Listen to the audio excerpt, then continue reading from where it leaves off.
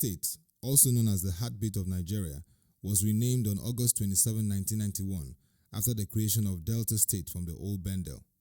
With an estimated population of about 3.2 million from the 2006 census, Edo is a state blessed with abundant human and natural resources. Leadership is key and vital in driving socioeconomic growth for Edo State. And on November 12, 2016, Mr. Godwin Obaseki was inaugurated as the new governor. Curious about his plans for Edo and how he intends to achieve shared prosperity for the citizens, Proshare WebTV had the privilege of an exclusive interview with Governor Obaseki in his office. Congratulations on your elections and inauguration as governor. First, we'd like to ask, given the past 8 years of the progressive government, our analysis show that your predecessor was able to achieve 10 out of 14 campaign promises to the Edo people. From our scaling, it gives him a 70% mark.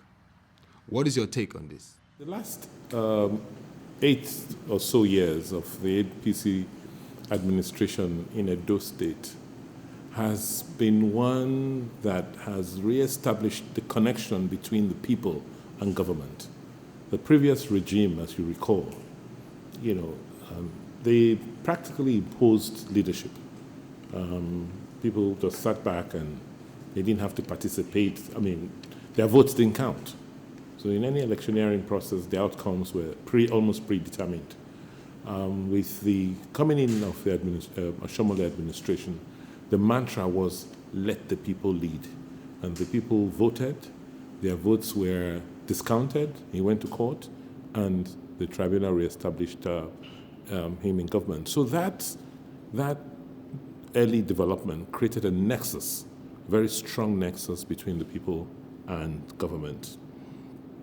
That process in itself also restored confidence of the people in government. People now began to believe that they contributed to bringing the government in power and the government should work for them.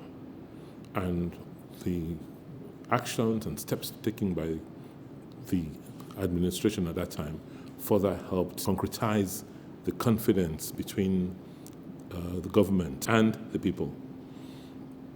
Because of that renewed connection, of one man, one vote, let the people lead, you then found out that it gave government the impetus to make certain bold decisions. For instance, the issue of, getting people to pay for development, taxation.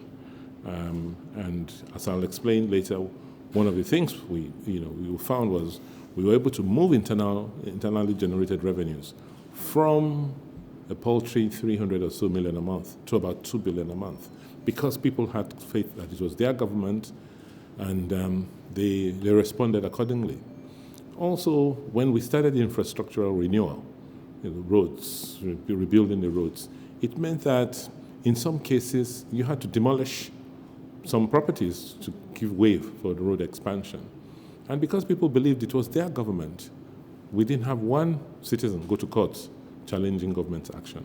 So that connection between government and the people helped give courage and impetus for the development strides you saw in the first few years of the Oshiomhole administration. Looking at revenue, in the past 8 years, when you look at FAC allocations and IGR in particular, Edo State has earned 80 billion naira. With a recession, how do you plan to ensure sustainability in your public finance system? Don't forget that I have been chairman of the state's economic and strategy team. So I've been one thread, running through this administration since the beginning. So I understand very clearly what we did, how we had to build confidence in our people to pay taxes, how we built confidence in international and multilateral organizations like the World Bank that then led us to have a budget support facility. Lagos State and Edo State are the only two sub-nationals on the continent of Africa that enjoy this facility. We have 3-year budget support facility totaling $225 million. We've drawn down 2 tranches, $150 million. We have one more tranche to go. So how do we intend to sustain ourselves financially? We believe that as we expand the tax net, because currently there are only 160,000 taxpayers in Edo State out of a population of almost 5 million. We believe that if we expand that and get the tax net to be more inclusive, we should be able to increase the revenues or tax being collected, particularly if we make the process a lot more humane and friendly, which we intend to pursue. Our goal is to further accelerate what we have accomplished. Because when we came in 2009, the ratio of IGR, internally generated revenues, to FAC, Federation accounts, was 10% to 90%. That is 10% IGR and 90% FAC allocation. Today it's 25% IGR.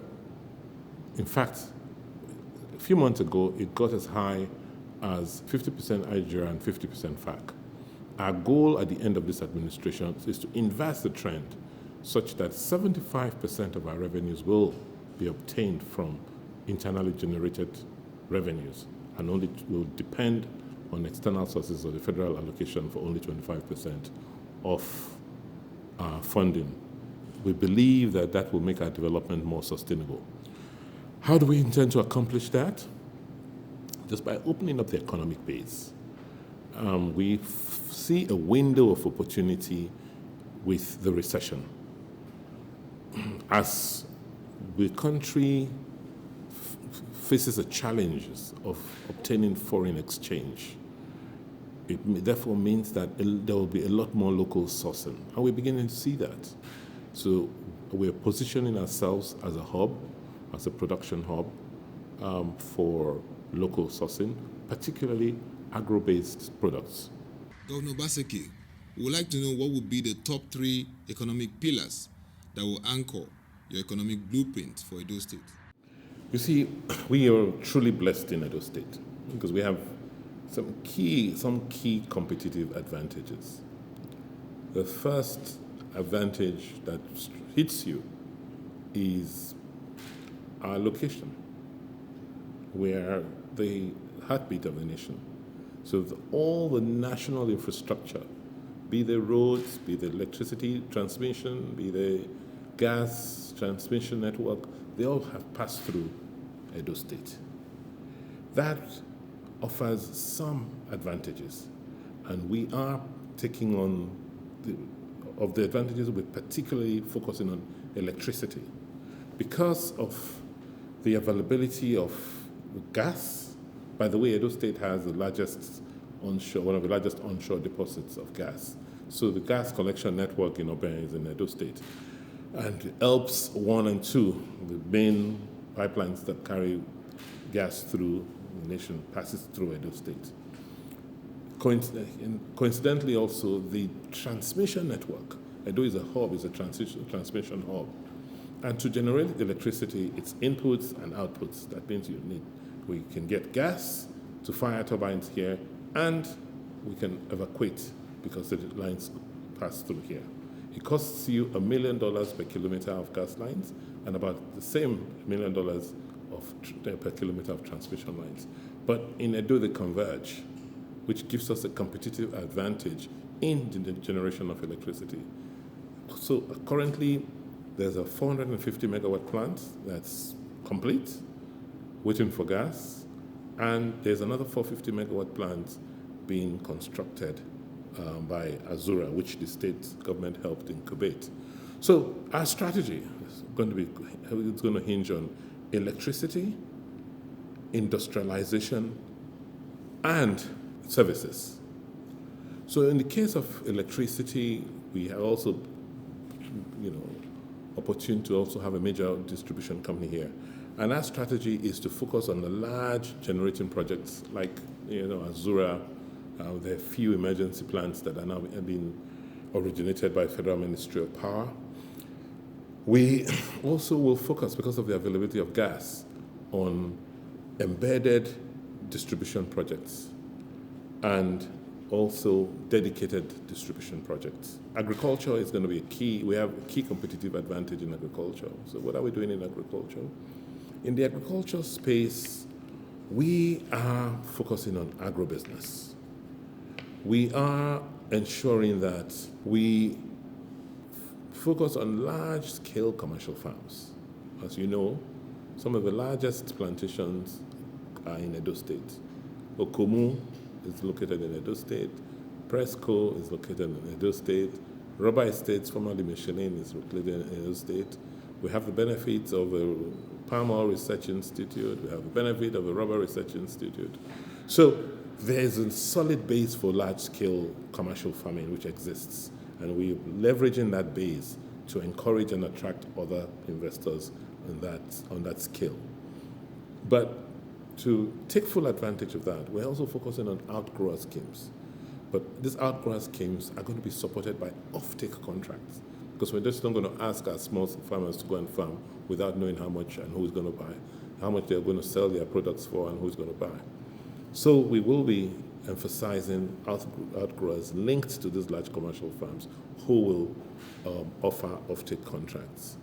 We're also going to be leveraging on all the several initiatives to support agriculture, like the Tractorized Edo project. We're going to have mechanized farming centers, mechanization centers. We're going to have agronomic services. And like I said, because we have large plantations already, some of these services already exist. We are also going to be focusing on the extractive industry. Don't forget, in the north of the state, we have rich limestone deposits, rich mineral deposits. That's what has attracted 2 cement plants in a place like Ukbila. There's Boa, and then Dangote is now constructing a new 6 million ton. And you have plenty of other minerals. Thanks to the reform being carried out by the new Federal Minister for Solid Minerals, we are fine-tuning our own internal plans to take advantage of what the federal government is doing. We're going to take advantage of our location to also develop logistics, the logistics business, because what we want to do, we are 3 hours away from a 30 million market. So from Benin, you're 3 hours from Lagos, 3 hours from Port Harcourt, 2 hours from Warri, 1 hour from Onitsha, and things like that. So we want to reposition Edo as a logistics hub for distributing goods across the country.